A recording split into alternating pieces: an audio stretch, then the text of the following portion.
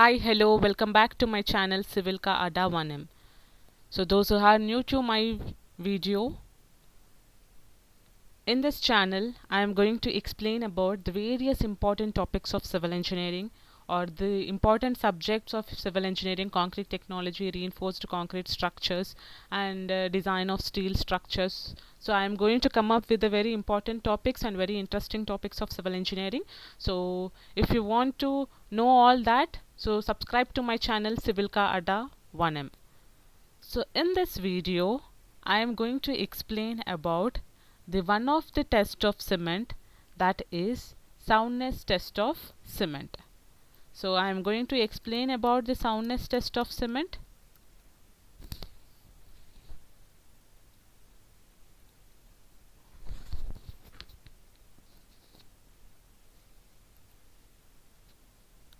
So see here, test on cement, soundness test of cement.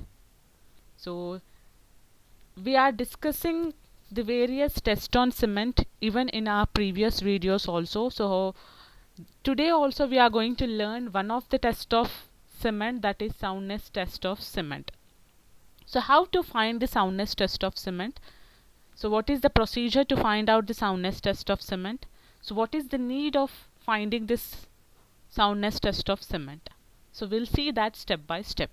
So what is our aim? Our aim is to determine the soundness of a given sample of cement by Le Chatelier method. So we are going to find the experiment. We are going to do the experiment by using the Le Chatelier method. So we'll see that. So what are the various apparatus required? The apparatus required are Le Chatelier apparatus and conforming to IS 5514/1969, and the balance, gauging trowel, and water bath, etc. So these are the various apparatus what are required to find out the Le Chatelier method to find the soundness of a given sample of cement. So moving to the next.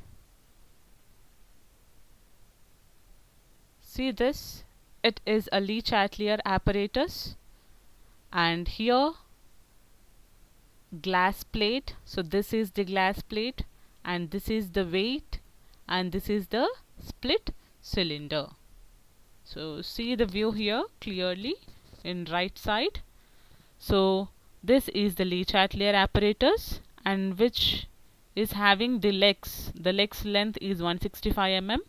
So the length from here to here it is 165 mm, and the diameter of this one, the diameter is 30 mm dia, and this split, so this only we are going to find now, that should not be more than 0.5 mm. So we'll see that, and this also thickness 0.5 mm, and this complete thing, the assemble, is 30 mm. The height is 30 mm.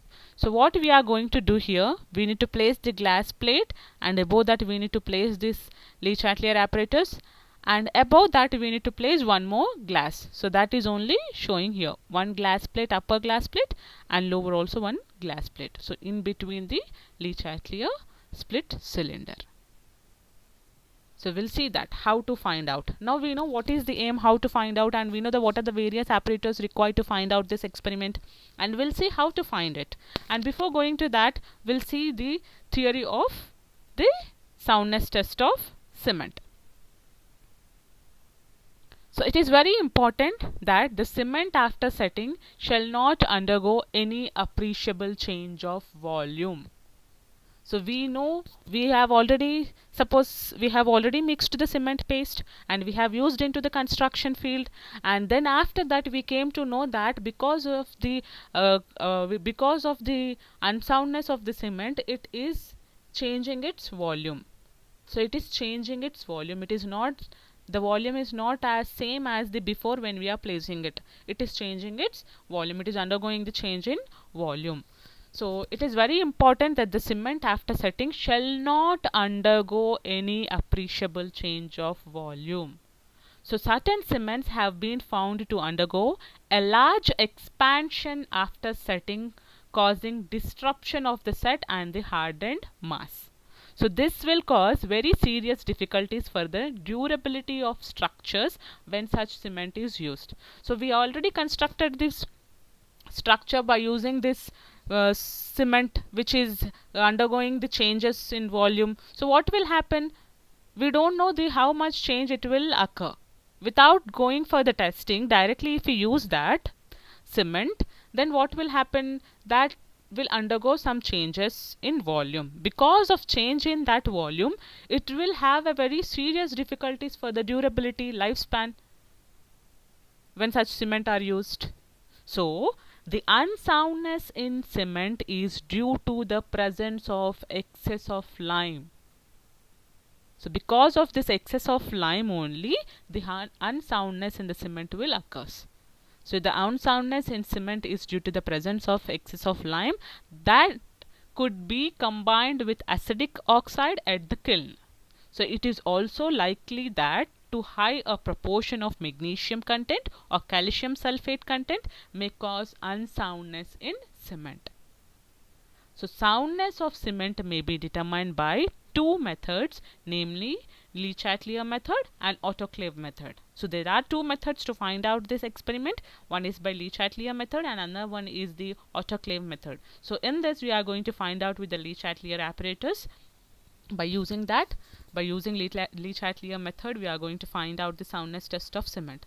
So what is our aim? Our aim is to find whether the cement is sound or unsound. So unsound means there the excess of lime content is present combined with acidic oxide and even the proportion of magnesium content or calcium sulfate content.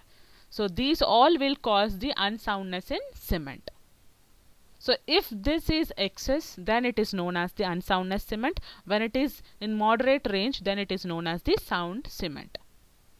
So that is only we are going to find out. Our experiment itself says that the soundness test of cement.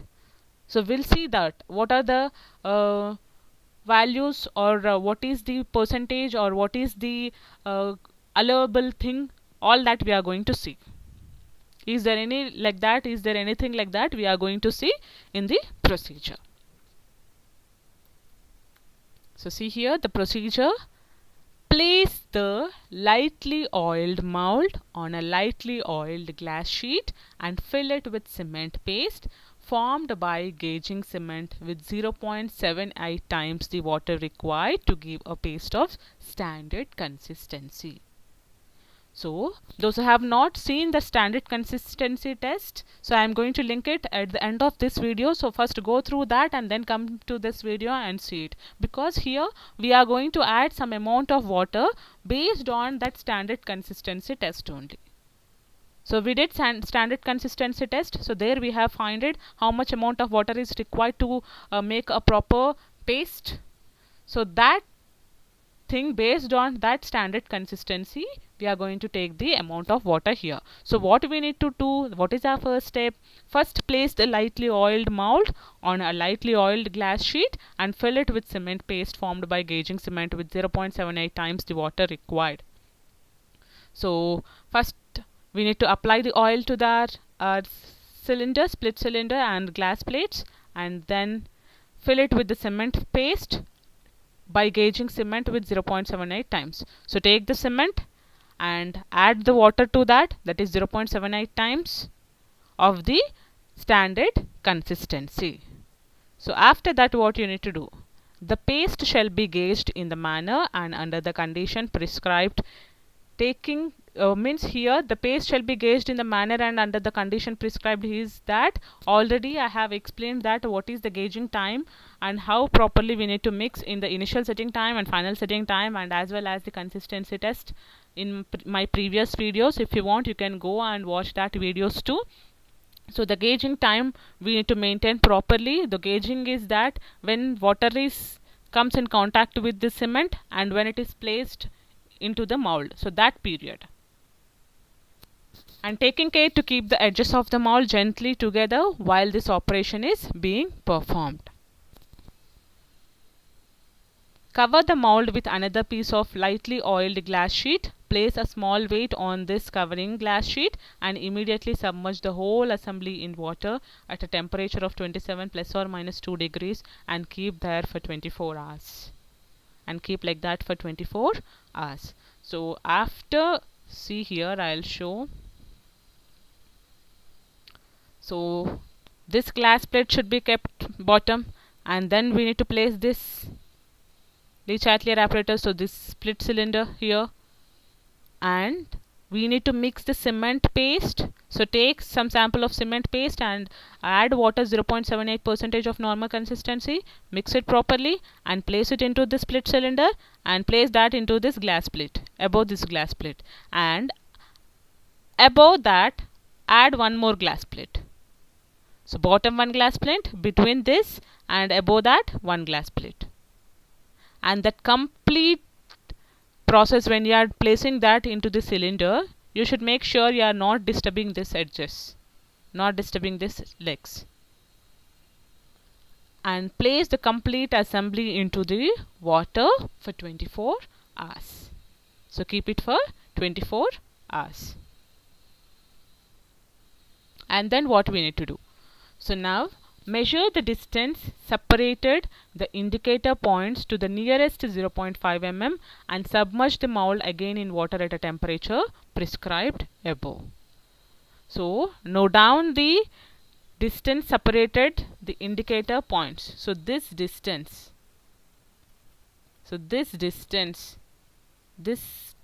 you need to note down. This distance. So in between, how much it is.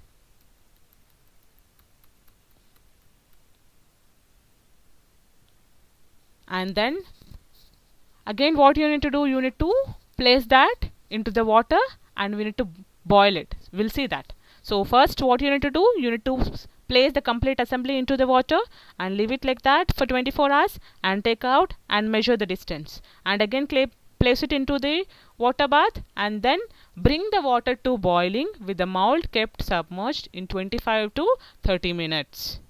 So after that what you need to do, you need to boil the water. You need to boil the water and keep it boiling for 3 hours. So you need to boil the water for 3 hours and remove the mold from the water, allow it to cool and measure the distance between the indicator points. So after that again you need to measure the indicator points. So how much it is expanded, whether it is expanded or not. Before you have taken when you have kept in the water bath for 24 hours without the boiling, and after that you have kept in water for 3 hours when it is boiling, and then you need to take out that and measure it the indicator points distance. So the difference between these two measurements indicates the expansion of the cement. So this must not exceed 10 mm for ordinary or rapidly hardened and low heat Portland cement. So if it is more than 10%, 10 mm, then again we need to go for it. We need to do the sampling of another and we need to do the test, which means here the cement is unsoundness if it is more than 10 mm. So how we are getting this distance? What is our final result? The distance between the after boiling point differences minus before boiling when we kept submerged for 24 hours, that difference. So this minus that will give the expansion. So that will give the differences between these two measuring indicates the expansion of the cement. So that should not be more than 10 mm. So we'll see how to tabulate it. What are the observations? So distance separating the indicator submerged in normal temperature for 24 hours. So that distance, how much you got when you kept it for the normal, when you kept that complete assembly into the normal water for 24 hours. So that distance, and then distance separated the indicator submerged in boiling for 3 hours. So after that you have boiled the water for 3 hours, right? So that distance, and the difference between these two measurements. Suppose when distance indicating the submerged in water for 24 hours, if you have got like 5 mm, like 5 mm, and here if you have got 10 mm, and 10 mm minus 5 mm, it is 5 mm, like that. So I have just given the example. So then it is, what is the differences final? The difference between these two measurements, it will be 5 mm. So what is our permittable limits? It should not be more than 10 mm. So hence, what will be the result? The result is the cement is said to be sound or unsound. So if it is less than 10 mm, then it is known as which cement? Sound cement. If it is more than that, it is unsound cement. So the given sample of cement is said to be, when it is less than 10 mm, it is sound. If it is more than that, it is unsound cement. So like this, we need to do the experiment for the soundness test of cement. So if you like the video, like, share and comment and subscribe to my channel Civil Ka Adda 1M. Thank you all for watching the video till the end.